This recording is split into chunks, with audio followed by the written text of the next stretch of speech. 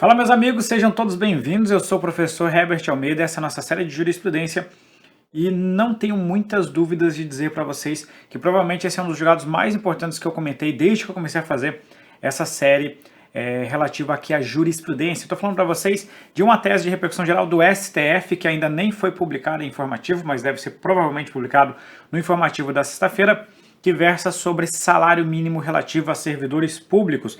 Eu estou falando aqui com vocês do nosso tema 900, que é o RE 659, né, relator ministro Dias Toffoli, e foi concluído o julgamento em plenário virtual, agora no dia 5 de agosto. Então, ainda nem saiu no informativo, provavelmente vai sair no informativo de sexta-feira. E nessa ocasião, o STF fixou basicamente a seguinte tese de repercussão geral: é defeso o pagamento de remuneração em valor inferior ao salário mínimo ao servidor público, ainda que labore em jornada reduzida de trabalho. Tá? O termo defeso, que às vezes a gente estranha um pouquinho, significa proibido. Tá? Então, em outros termos, o poder público não pode pagar uma remuneração inferior ao salário mínimo sob a alegação de que existe uma jornada de trabalho reduzida. Então, por exemplo, ao invés de trabalhar 40 horas, o servidor trabalha apenas 20 horas. E aí, nesse caso, nós estamos questionando: é possível pagar para ele proporcionalmente menos do que o salário mínimo? Então, só para a gente começar a entender esse tema, eu vou trazer para vocês os dois dispositivos de referência, né, que são à luz para a gente poder analisar esse caso. Eu sempre tenho feito isso quando eu trago para vocês uma decisão do STF ou do STJ aqui em jurisprudência. Lembrando que o meu objetivo aqui não é só passar para você a tese, porque a tese basta isso aqui e você já vai responder, né? Basta essa parte aqui em cima e você já vai acertar a maioria das questões de concurso público. Mas eu quero que você entenda o contexto, que você tenha uma compreensão mais ampla a respeito desse assunto, para não só conseguir fazer uma boa questão objetiva, mas até mesmo fazer boas questões objetivas contextualizadas, ou quem sabe eventualmente até responder a uma questão discursiva, em que você vai poder trazer mais argumentos para as bancas organizadoras. Quais são os dois dispositivos basicamente trabalhados pelo STF nessa ocasião? A Constituição Federal, lá no artigo 7º, versa sobre o salário mínimo e diz que esse salário mínimo ele é fixado em lei, nacionalmente unificado, e basicamente o objetivo do salário mínimo é atender às necessidades vitais básicas e também às necessidades da família, como moradia, alimentação, educação, saúde, lazer, vestuário, higiene, transporte e previdência social. E ainda a gente deve ter reajustes periódicos que lhe preservem o poder aquisitivo, sendo vedada a sua vinculação para qualquer fim. Tá? Essa é a base, então, do que a gente tem aqui de salário mínimo. Mas esse artigo 7º trata dos direitos sociais, então ele é direcionado aqui ao cidadão como um todo, não é específico para o servidor. Por que eu sei que o salário mínimo se aplica ao servidor? Por causa do comando do artigo 39 da Constituição Federal, lá no parágrafo 3º, que diz que aplica-se aos servidores ocupantes de cargo público o disposto no artigo 7º, inciso 4, além de outros direitos. Tá? O que nos interessa aqui é o inciso 4. O inciso 4 é justamente o que trata do salário mínimo. Então, o artigo 39 da Constituição Federal, no seu parágrafo 3º, estende o benefício social do salário mínimo também aos servidores públicos. E agora vamos tentar entender qual que é a questão que foi levada para o STF. Imagina a seguinte situação: Maria prestou um concurso público para o cargo com jornada reduzida de trabalho. Na ocasião, a candidata estava ciente de que a jornada de trabalho seria de 20 horas, e 20 horas aqui a gente considera como 20 horas semanais, tá? Seria uma jornada de 20 horas semanais e, consequentemente, a remuneração dela seria proporcional ao salário mínimo vigente. Então, ao invés dela receber um salário mínimo por 40 horas, ela receberia provavelmente aqui a metade disso, né? Por isso que a gente fala de proporcional à sua jornada de trabalho. Outras servidoras previamente contratadas, né, talvez por meio de concursos públicos anteriores, por exemplo, percebiam um salário mínimo. Mas só que eles tinham a jornada integral. Perceba o seguinte: se as demais servidoras, elas já tinham, aqui os demais servidores, recebiam um salário mínimo e cumpriam a jornada integral, ou seja, de 40 horas, a Maria vai ter metade dessa jornada, então a priori faz sentido ela receber proporcional, ou seja, receber a metade de um salário mínimo. Nesse caso, o ente público poderia conceder remuneração inferior ao salário mínimo de forma proporcional à jornada de trabalho, e foi justamente isso que o STF debateu. Não, não é possível, né?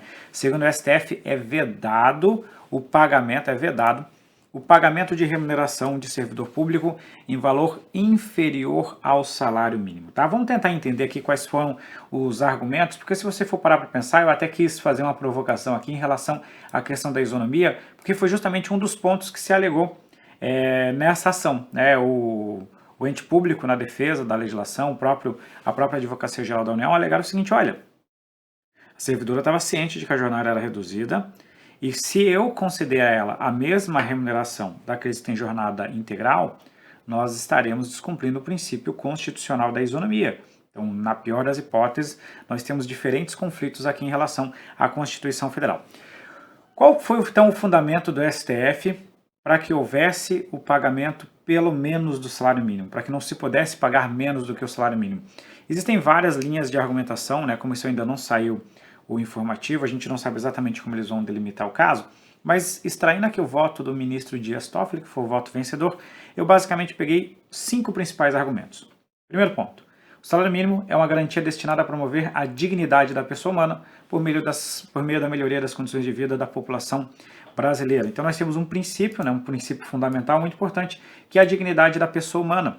Inclusive, ao longo do voto do ministro Dias Toffoli, ele cita vários precedentes, outros precedentes do STF, ou até mesmo doutrina, falando o seguinte: olha, para que serve o salário mínimo?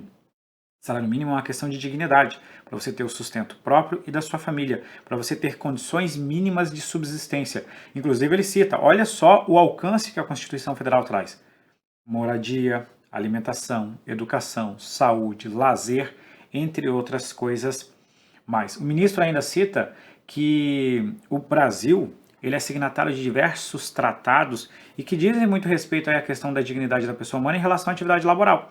Então, por isso que nós temos que ter uma remuneração digna. Segundo ponto a se considerar, né, item 2, a Constituição Federal, lá no artigo 39, parágrafo 3º, que estende o salário mínimo aos servidores, não colocou qualquer indicativo de que poderia haver flexibilização desse pagamento. Não existe nenhum comando na Constituição Federal dizendo o seguinte: olha, tem que pagar o salário mínimo se ele tiver uma jornada integral, tem que pagar o salário mínimo se isso acontecer. A Constituição simplesmente diz: é assegurado ao servidor público o pagamento do salário mínimo.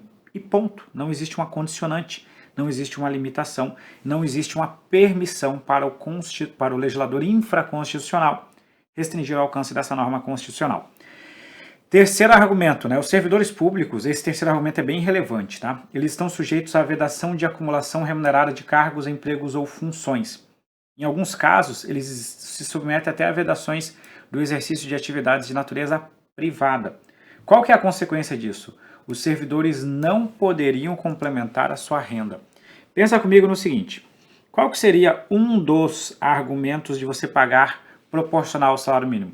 Olha, eu estou remunerando ele por 20 horas, ele pode complementar a renda dele com outras 20 horas em outra atividade, de tal forma que no somatório ele conseguiria obter o salário mínimo. Só que o servidor público, na maior parte dos casos, não pode fazer isso.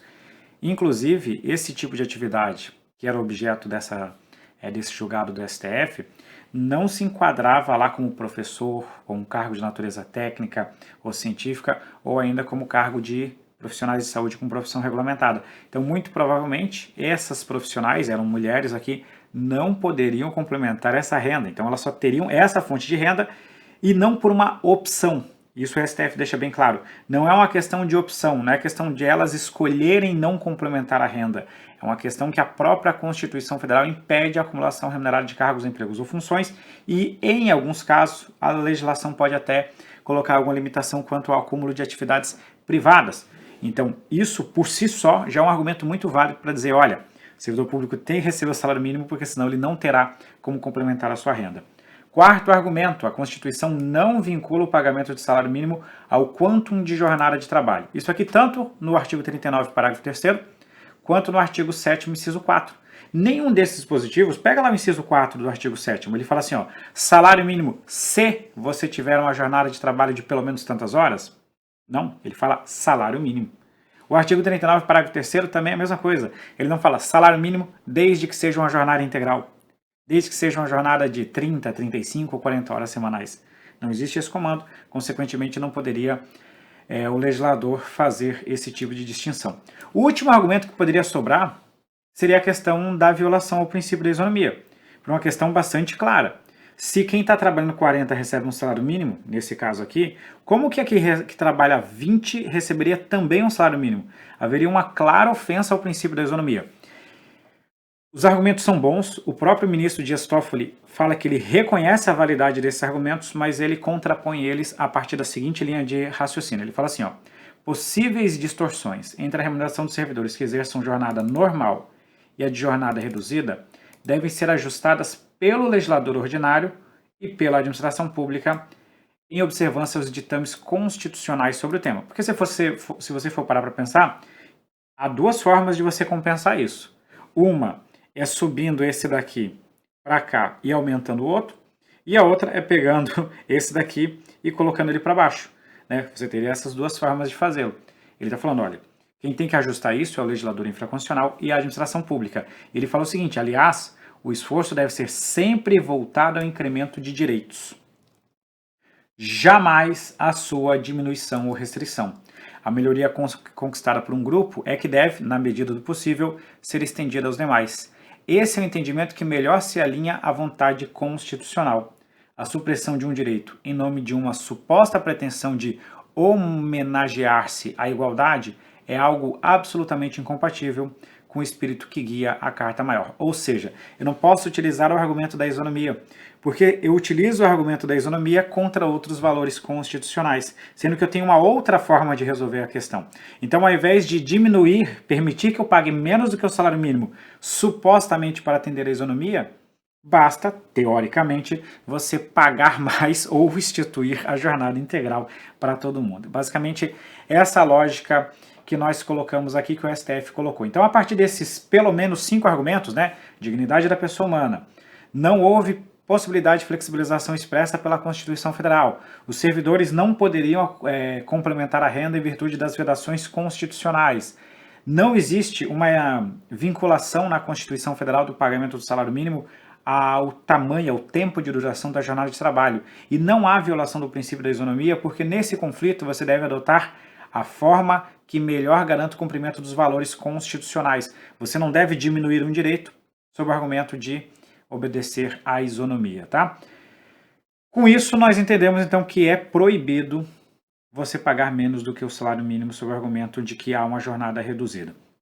Só para deixar claro, ainda bem no finalzinho do voto, o ministro Dias Toffoli ele fala para a gente o seguinte, eu quero deixar claro que esse julgado versa sobre servidor público em regime estatutário que desempenha a jornada de trabalho reduzida, ou seja, eu não estou trabalhando outras situações. Ele cita 2 casos. Eu não estou falando sobre contratações temporárias, eu não estou falando sobre os vínculos mais recentes decorrentes de reforma trabalhista.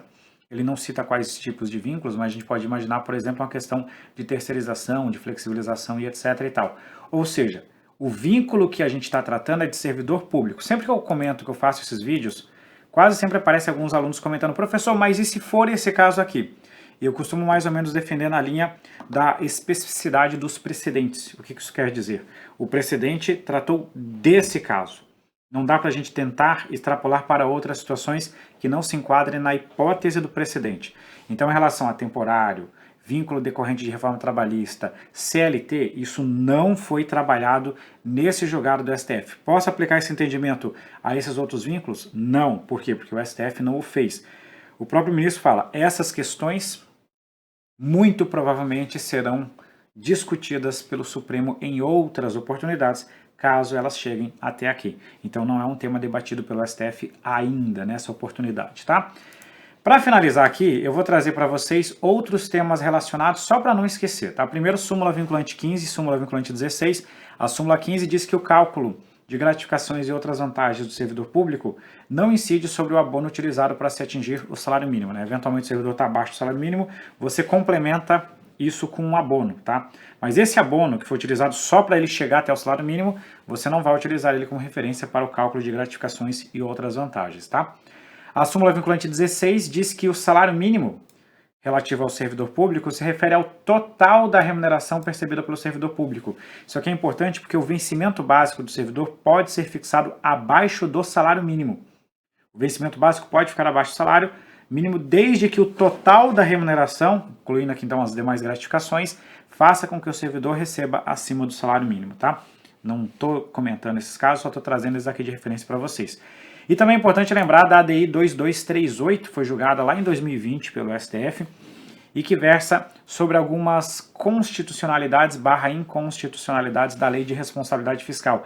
E o STF declarou inconstitucional o artigo da LRF que permitia a redução da remuneração com redução proporcional da jornada de trabalho.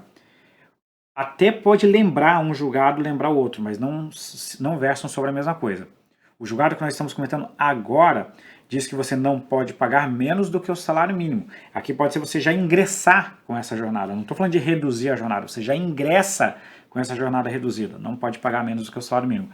Da mesma forma, se você já está no serviço público e o poder público extrapolou os limites de despesa com o pessoal, não pode o poder público reduzir a sua jornada de trabalho com redução proporcional da sua remuneração, em virtude da aplicação do princípio da irredutibilidade salarial ou irredutibilidade remuneratória, que foi decidido na ADI 2238. Em outras oportunidades eu devo trazer aqui para vocês comentário de julgados contextualizados, e aí eu vou trazer provavelmente um tema para falar só de salário mínimo. Aí a gente comenta a súmula 15, súmula 16 e também agora o tema 900 fixado pelo STF dentro de um contexto. Pessoal, e aí? O que você acha? Você acha que esse julgado vai cair aí nos concursos que está chegando? Imagina isso aqui na Receita Federal. Eu tenho quase certeza. Eu vou começar a postar em muitos temas que devem aparecer na Receita Federal e esse é um dos que muito provavelmente estarão lá, fora outros concursos. Deixe seu comentário aqui o que você está achando do nosso projeto. Deixe sugestões aqui sobre outros temas para a gente trazer nessa sua jornada de preparação. Grande abraço, fiquem com Deus e até a próxima.